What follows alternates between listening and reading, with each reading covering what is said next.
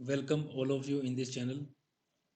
आज इस वीडियो में हम एक्सेल में एवरेज फंक्शंस पर मास्टरी करने वाले हैं। लगभग 9 के से हम एवरेज फंक्शन को यूज़ करने वाले हैं, जैसा कि आप यहाँ पे देख सकते हैं।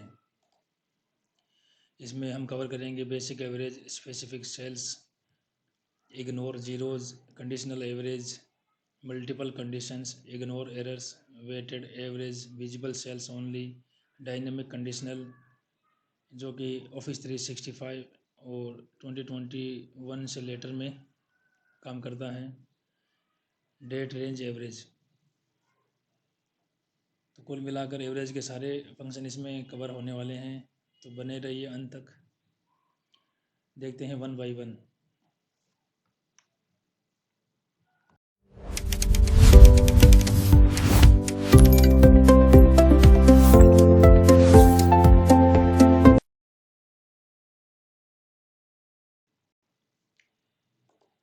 सबसे पहले हम देखते हैं बेसिक एवरेज। बेसिक एवरेज के लिए equal to average cell range, यहाँ से यहाँ तक, ब्रैकेट क्लोज एंड एंटर। जैसा कि आप देख सकते हैं कि यहाँ से यहाँ तक इसने टोटल किया है, जिसका टोटल आया है 280, और इसको 9 से डिवाइड कर दिया है, जो कि एवरेज इतना आ गया है। ये तो सिंपल फंक्शन है, सब कुछ सभी को पता है। और एक बार इसमें कैलकुलेटर में भी देख सकते हैं आप, 280 डिवाइडेड बाई 9।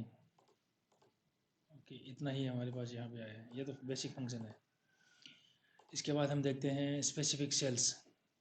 स्पेसिफिक सेल्स का हमें एवरेज चाहिए, सभी का नहीं चाहिए, तो उसके लिए क्या है, इक्वल टू एवरेज इस सेल का चाहिए, कॉमा इस सेल का, कॉमा इस सेल का, एंटर। तो इसने सिर्फ इन 3 सेल को ऐड किया है, फिर इसको 3 से डिवाइड किया है, तो यह स्पेसिफिक सेल्स का एवरेज आ गया है। और इसमें 100 को 3 से डिवाइड किया गया है। और इसके बाद देखते हैं इग्नोर जीरोज़। इसमें जब हमारे इस कॉलम में एक जीरो है, तो यह उसको इग्नोर कर देगा। इसके लिए क्या फंक्शन है, इसके लिए हमें यूज़ करना है equal to average if range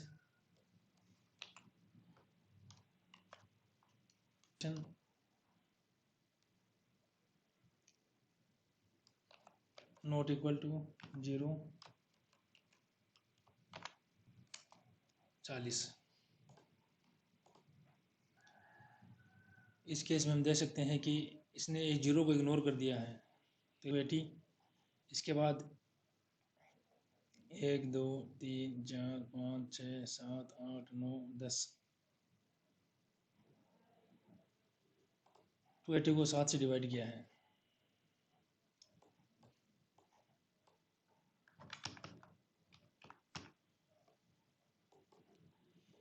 यहाँ पे आप देख सकते हैं कि 9 काउंट 9 है, तो इसमें यहाँ एक वैल्यू नहीं है, तो इसको इसने इग्नोर किया है और 0 इग्नोर किया है। बाकी 7 से डिवाइड करके इसने आंसर दे दिया है। इसके बाद हम देखते हैं conditional average equal to average if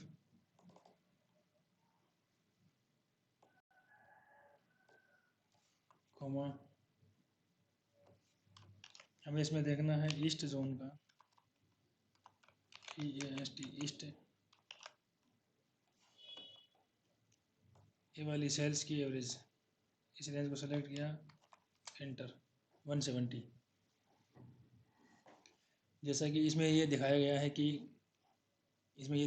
कि ईस्ट जोन की जो भी सेल है उसका एवरेज हमें निकालना है, तो ये फॉर्मूला यूज़ किया गया है। यहाँ पे आप देख सकते हैं एवरेज इफ़ जोन वाली जो रेंज है वो, उसके बाद ये कंडीशन, हमारी कंडीशन ईस्ट है, ईस्ट वाली जो भी सेल है उसका सम हो के उसकी एवरेज निकल जाए, इसलिए यह फॉर्मूला यूज़ किया गया है ईस्ट। उसके बाद ये सेल की रेंज है। तो इसको आप कंफर्म करने के लिए हम देख सकते हैं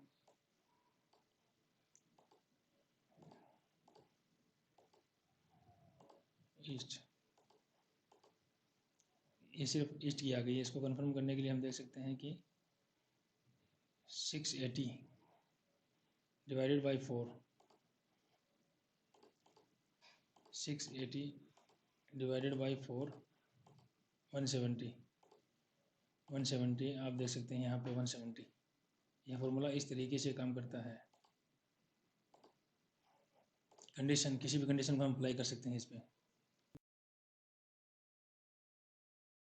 अब देखते हैं मल्टीपल कंडीशंस कैसे काम करती है। नंबर 5 पर है मल्टीपल कंडीशंस। इसके लिए हम कंडीशन रखते हैं कि इस कॉलम का एवरेज चाहिए ईस्ट जोन के अकॉर्डिंग, और वो भी 20 या 20 से ज़्यादा हो तब। Equal to average IFS cells zone condition EST east, ये वाली सेल मोर देन 20।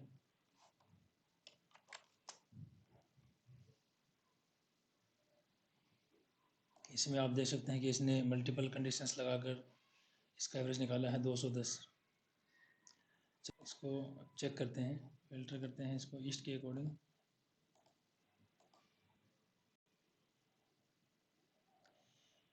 इसमें से एक के पास तो 0 है और इसमें कुछ भी नहीं है। ये 2 का डाटा इसने लिया है क्योंकि ये 30 से, ये 20 से ज़्यादा है, ये भी 20 से ज़्यादा है। तो 120 और 300 420 divided by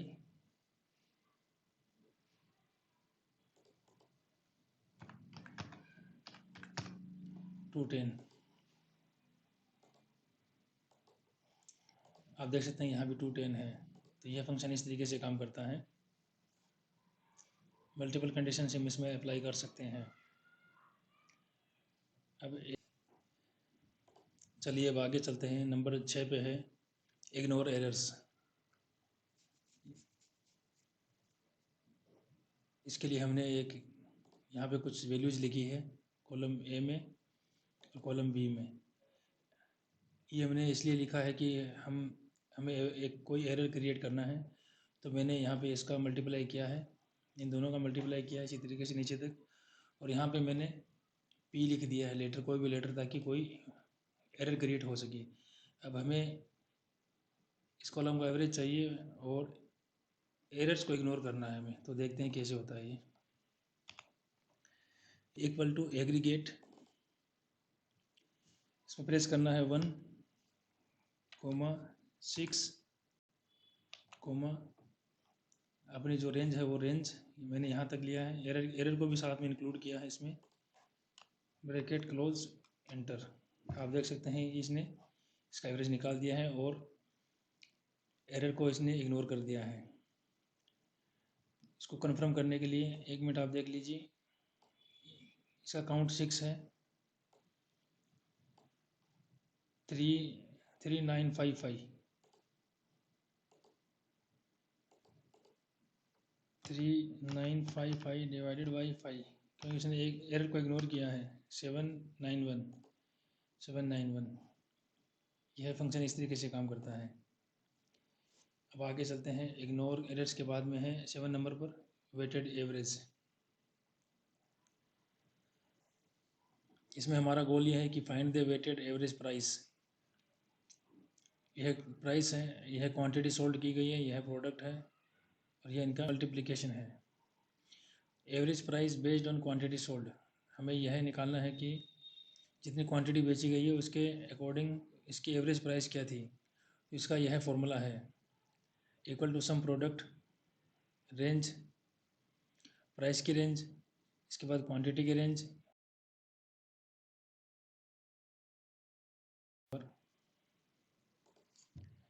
equal to sum product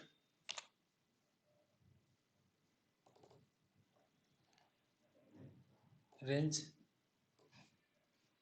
coma quantity की रेंज,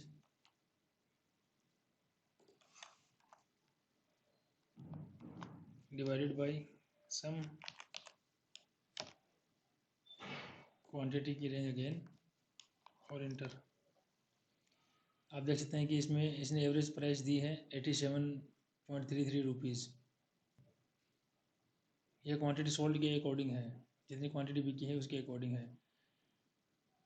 इसको आप ऐसे भी कंफर्म कर सकते हैं कि इसका दोनों का आपस में मल्टीप्लाई किया, इस तरीके से नीचे तक किया, फिर उसका टोटल ले लिया, फिर इसका टोटल लिया है, फिर इसको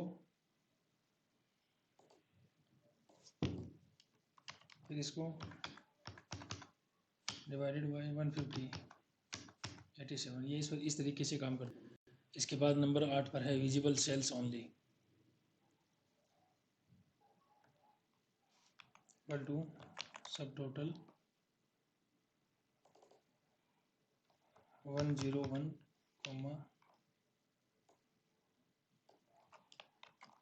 एंटर। इसको फिल्टर करते हैं ईस्ट के अकॉर्डिंग। जैसे ही हमने इसको फिल्टर किया ईस्ट के अकॉर्डिंग, तो यह फिल्टर डाटा पर ही अप्लाई हुआ है। यहाँ पर है इसका टोटल है 680 और सेल है 4। 680 डिवाइडेड बाय 4 170। ये सिर्फ फिल्टर डाटा पर ही काम करता है। इसके बाद अगर मान लो हम उसको दो को फिल्टर करते हैं ईस्ट और नॉर्थ को, तब आप देख सकते हैं कि यह ऑटोमेटिक चेंज हो रहा है। फिल्टर सेल्स पर ही काम करता है। फॉर्मूला दोबारा देख लीजिए, सब टोटल 101 रेंज, जिस रेंज को हमें एवरेज करना है, सॉरी। ये फंक्शन इस तरह से काम करता है। अब नेक्स्ट फंक्शन देखते हैं। नंबर 9 पर है डायनामिक कंडीशनल। इसका मतलब ये है कि हम एवरेज फंक्शन के साथ में फ़िल्टर फंक्शन का भी इस्तेमाल करते हैं। फॉर एग्ज़ाम्पल, जैसे हमें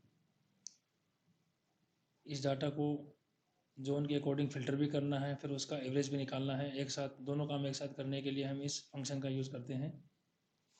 चलिए देखते हैं कैसे होता है। इक्वल टू एवरेज फंक्शन, उसके बाद फ़िल्टर फंक्शन,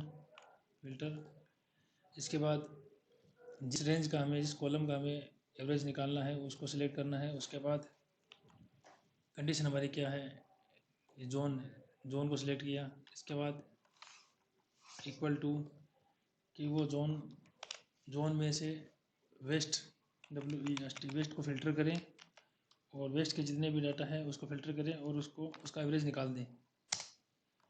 आप देख सकते हैं इसने आंसर दिया 175। चलिए इसको एक बार देख लेते हैं 175 है कि नहीं। वेस्ट इसने दिया, दो डाटा दिया हमें, इसका दोनों का टोटल है 350 डिवाइडेड बाई 2,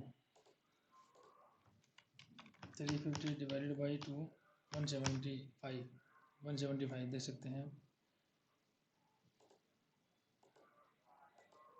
175। ये फंक्शन इस तरीके से काम करता है।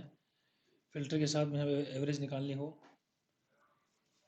किसी स्पेशल क्राइटेरिया के साथ हमें फ़िल्टर करना हो, फिर उसका एवरेज निकालना हो, तो यह डायनामिक कंडीशनल फंक्शन काम करता है। चलिए दोस्तों, अब देखते हैं इस वीडियो का last function, date range average. Date के अकॉर्डिंग किसी डाटा का एवरेज निकालने के लिए हम कौन से फंक्शन का यूज़ करते हैं, चलिए वो हम देखते हैं इसमें। इसके लिए इक्वल टू एवरेज IFS,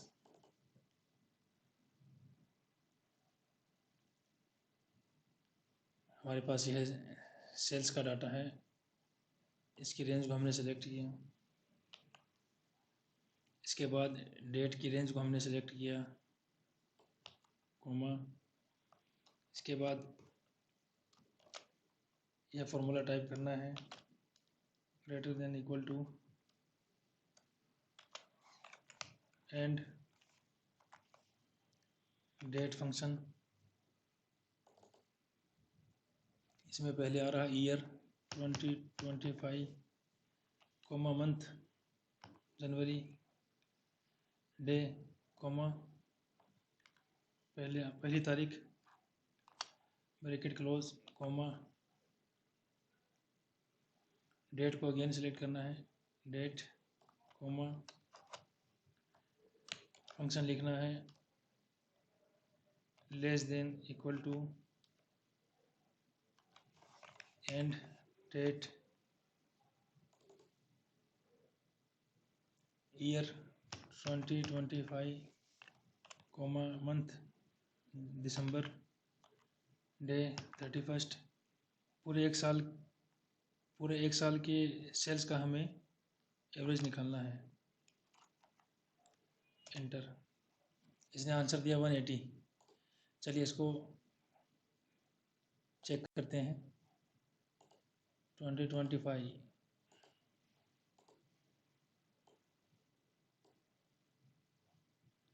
1260 और 7 काउंट है इसके।